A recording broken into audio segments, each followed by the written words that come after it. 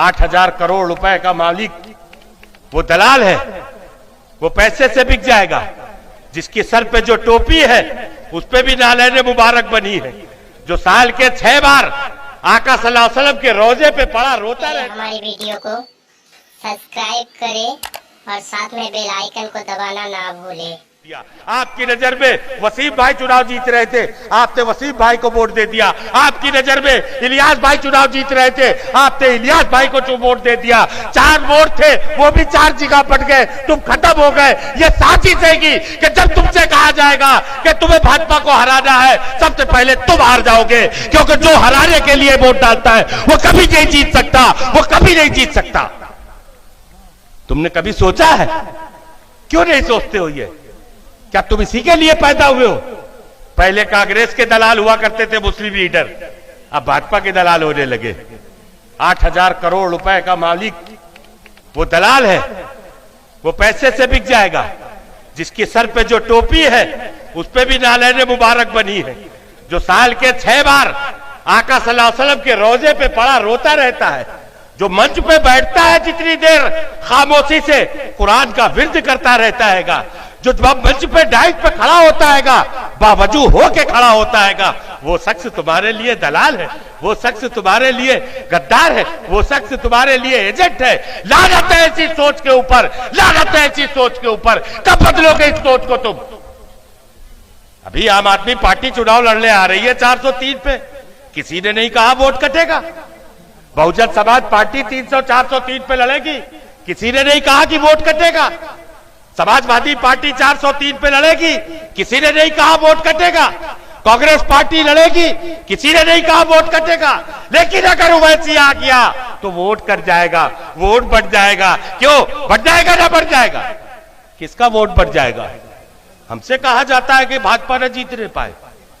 कभी सोचा है तुमने? किससे कहा जा रहा है कि भाजपा न जीतने पाए? हमसे। एक मुसलमान ही तो है जो भाजपा को वोट नहीं देता और उसी से कहा जाता है भाजपा न जीतने पाए। कभी तुमने शुक्ला जी से क्यों नहीं कहा कि भाजपा न जीतने पाए? कभी यादव जी से क्यों नहीं कहा कि भाजपा न जीतने पाए? कुशवाहा जी से क्यों नहीं कहा कि भाजपा न जीतने पाए? पाल साहब से क्यों नहीं कहा कि भाजपा न जीतने पाए? दलितों से क्यों नहीं कहा कि भाजपा न जीतने पाए? जो लोग भाजपा को वोट देकर जिताते हैं उससे तुमने कभी नहीं कहा, और जो कौम कभी भाजपा को वोट नहीं देती है उससे कहा जाता है भाजपा न जीतने पाए। ये कैसी पॉलिसी है? ये कैसी साजिश है? ये कैसे तुम्हारे खिलाफ पड़यंत्र है? कभी तुमने सोचा है? कभी नहीं सोचोगे, खुदा की कसम कभी नहीं सोचोगे। जब तक के चाय के होटलों पे बैठ के तुम ईमानों की बातें करते रहोगे, ऐसे ही बर्बाद रहोगे। क्योंकि ईमानों में जो तुम्हारे मुकद्दरों के फैसले होते हैं वो तुम्हारे नुमाइंदगी की बुनियाद पर रोके जा सकते हैं, तुम्हारे चाय पीने से नहीं रोके जा सकते। एक चाय पी, सरकार बना दी, दूसरी चाय में गिरा दी। कभी सोचा है तुमने? उत्तर प्रदेश जैसा सूबा, 24 करोड़ की पॉपुलेशन, 20% मुसलमान, यानी समथिंग 5 करोड़ मुसलमान।